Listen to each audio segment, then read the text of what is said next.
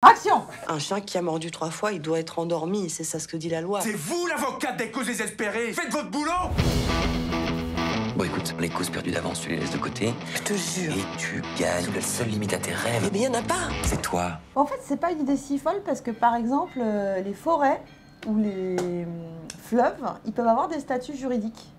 C'est-à-dire qu'on peut porter plainte au nom d'un fleuve ou au nom d'une forêt si la forêt a été maltraitée. C'est depuis pas très longtemps, ça, depuis 4-5 ans. Là, c'est un procès de chien. Et c'est vraiment le chien qui va être à la barre. En fait, les animaux, ils sont normalement assimilés à des choses dans la loi. Donc, par exemple, ce pauvre chien qui a mordu 3 fois, c'est son maître qui est en procès, que joue François, parce que le chien, il est assimilé à une chose. Mais l'avocate arrive à prouver que le chien n'est pas une chose. Et ça, c'est pas un truc si bête non plus, c'est vrai qu'un chien, c'est pas une chose. On le sait, ça bouge, ça fait 30 000 trucs. Et comme elle arrive à prouver que le chien n'est pas une chose, le juge peut dire « Ah bah d'accord, c'est possiblement un individu, donc on va faire le procès du chien ». Donc c'est absurde si vous voulez, mais il y a quand même des marques qu'on est en train de changer de société.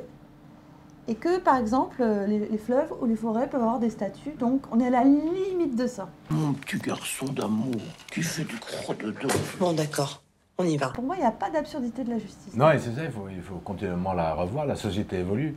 Ouais. En Belgique, par exemple, la majorité est à 21 ans, elle est passée à 18 ans. Là, c'est un chien domestique.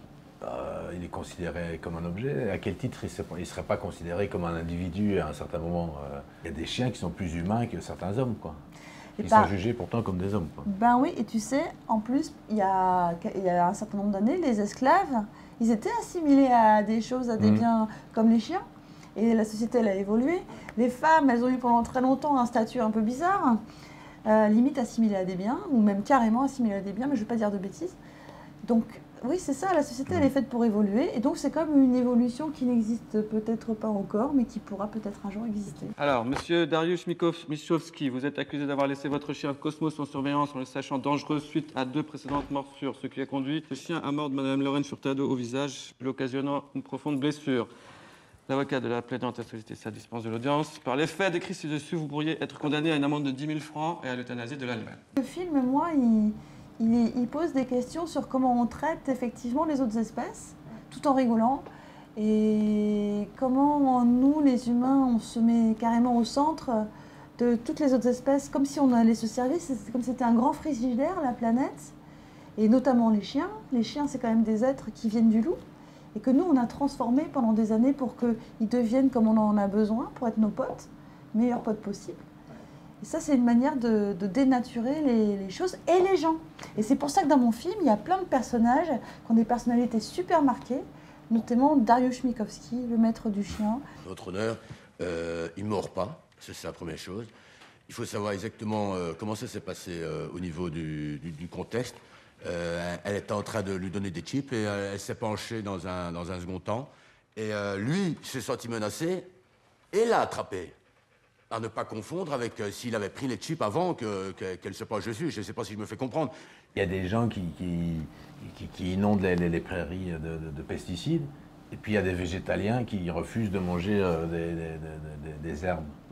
C'est pourtant c'est deux humains semblables et qui ont une approche complètement différente. Donc on peut tout revoir aussi, tout repenser, réappréhender. C'est pas complètement débile le raisonnement d'Edicias, tiens, je trouve. Lui, il voit rouge, hein, comme n'importe qui, il se sent menacé et il intervient et c'est normal. Donc il mord.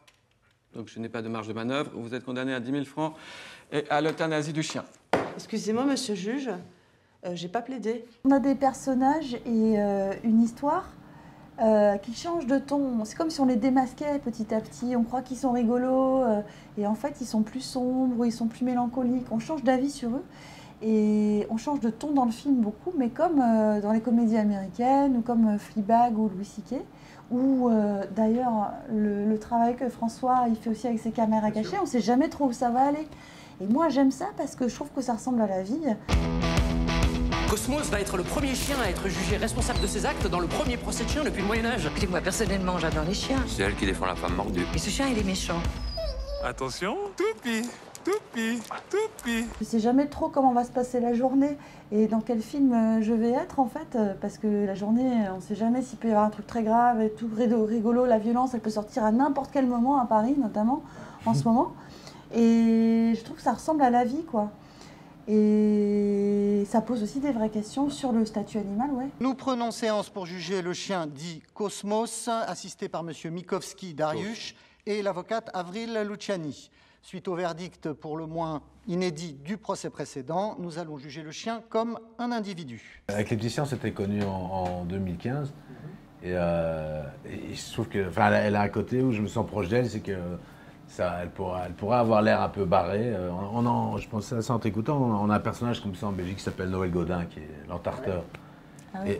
Et quand on l'écoute, on peut imaginer que c'est un doudingue, mais en fait, tout son truc se tient. Quoi. Oui, c'est pas... il y a une cohérence. Voilà, il y a une cohérence. C'est quelqu'un de très instruit comme Laetitia, très cultivé. Et donc moi, j'avais envie de retravailler avec elle. Et puis quand on s'est rencontrés, enfin, on se connaissait, on s'était rencontrés sur le tournage de Julien Rapneau, Fourmi. Et puis, quand on s'est rencontrés, qu'elle m'a expliqué son histoire. Moi, j'adore les histoires réelles, en fait. Je lis très peu de romans, etc. Moi, j'aime bien les biographies, les histoires vécues. Et quand j'ai su que ça partait de là, et puis j'ai vu la folie dans laquelle Laetitia rentrait, une folie tout à fait, comme je disais, circonstanciée et tenue, j'ai trouvé ça intéressant, justement, aller pointer ça. Et comme tu le disais, même dans les caméras cachées aussi, j'aime ce truc de... Il faut dénoncer quand même quelques trucs. Moi, faire rire pour faire rire, ça ne m'intéresse pas. Il faut un minimum de fond. Voilà, il faut que ça dise quelque chose. Allez-y, faites-le entrer.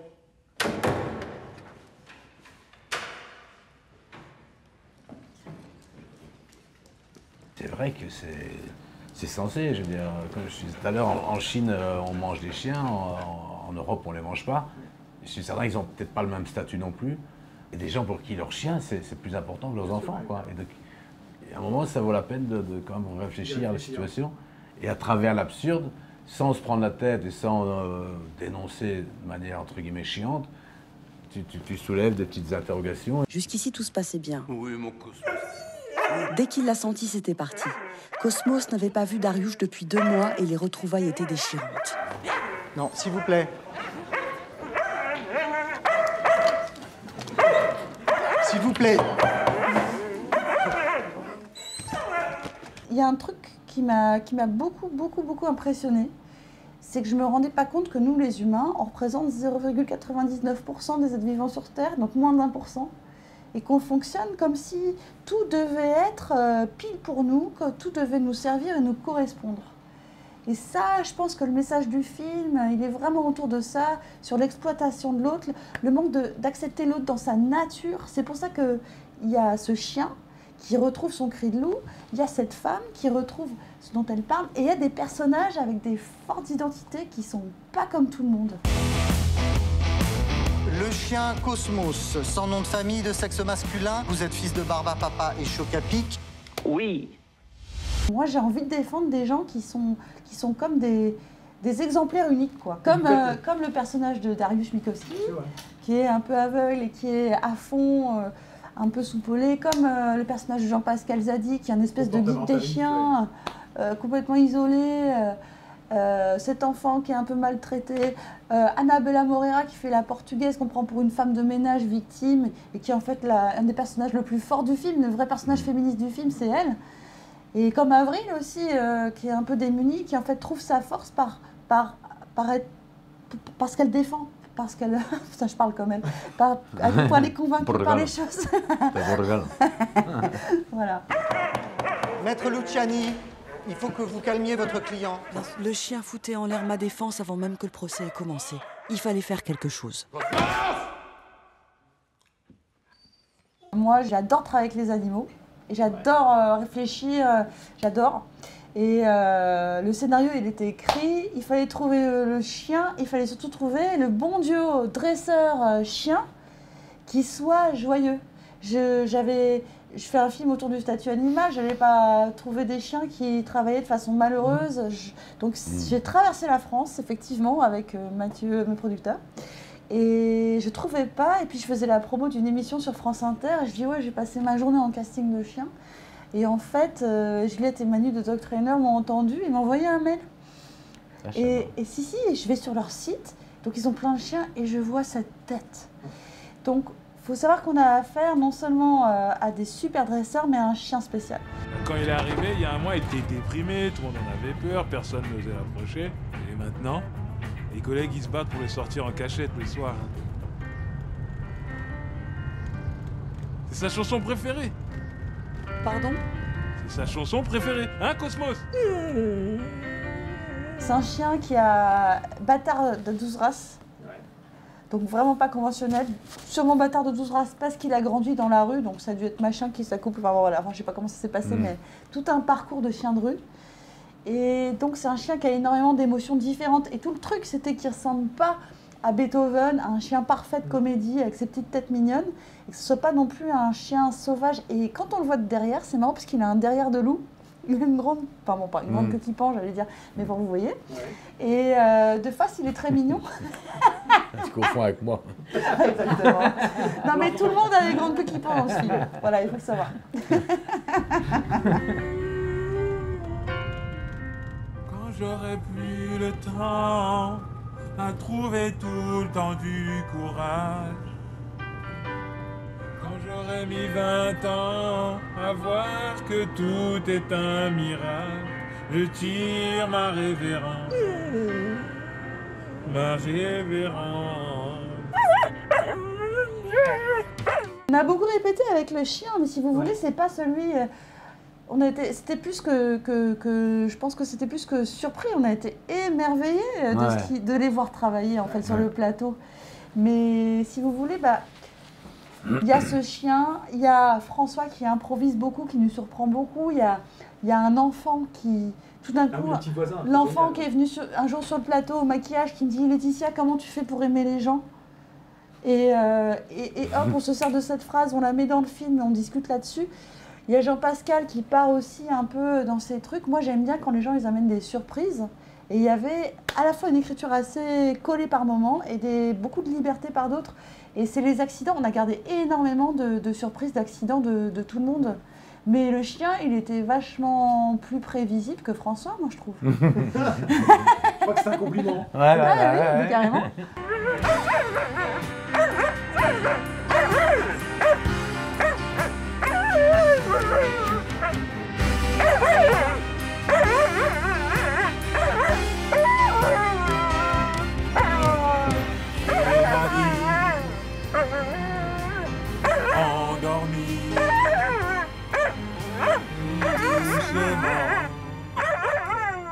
Voilà le rôle principal, mais plus que principal, il est prépondérant, on est plutôt à son service pour l'entourer. Et elle dirige ça avec beaucoup de gentillesse, beaucoup de respect, de manière très précise, avec une vue d'ensemble, en étant à l'écoute, mais en sachant où elle veut se diriger, dans la direction dans laquelle elle veut se diriger.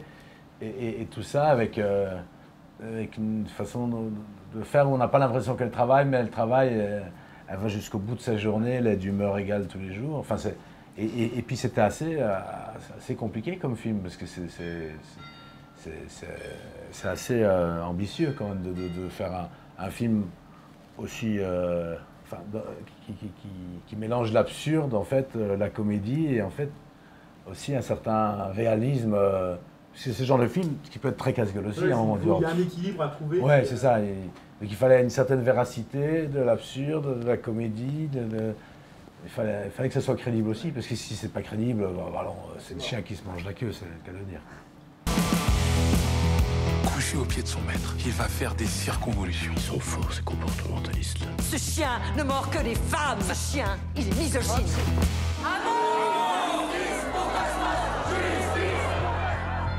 Cosmos, tu risques de mourir, tu comprends? Tu vois, le personnage de Monquette, il aurait très bien pu être dans le film. Dans le sens, j'ai l'impression que je suis tombée sur des gens qui m'ont entourée, même sur Anne Dorval, qui faisait l'émission de sitcom à la télé. Jean-Pascal, on avait tous un univers où on pouvait comprendre des gens un peu marginaux, un peu typés, on n'est pas choqués, quoi. Avec des looks. Ça s'est passé naturellement, j'ai trouvé les acteurs, on s'est rencontrés, c'était naturel. Je sais pas comment vous dire, ça a roulé jusqu'au montage. Faut que je rentre dans la peau du chien. Un chien, quand il mord, c'est juste pour dire non. Ça, tu peux pas. Le montage, ça a été très dur.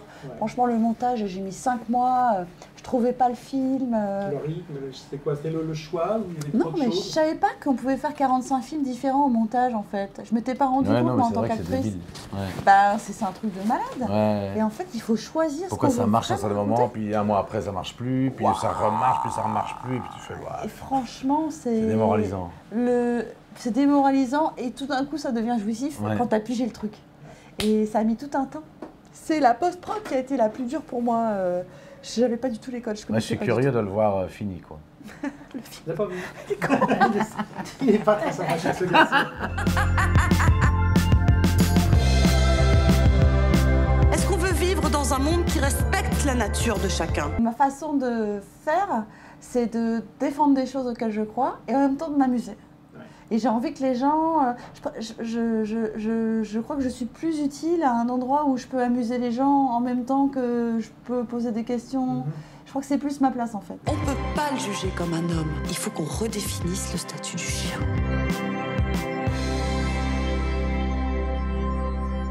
En tout cas, c'est un chien... Mais quand est-ce que j'arriverai à parler comme je suis, bordel de merde? Toi, t'aimes défendre les animaux et les végétaux? Voilà, moi je suis quelqu'un qui suis ouvert à toute proposition et je pense qu'il faut reconsidérer. C'est le fric aussi. Il y a le fric et puis on est dans une société changeante et je pense qu'il faut pouvoir se remettre en question. Mais tu vois, ça, il le pense vraiment aussi. Je sais, il y a une sincérité absolue, il ne peut pas dire des non, choses. Non, mais là, il Ah, le pensait vraiment.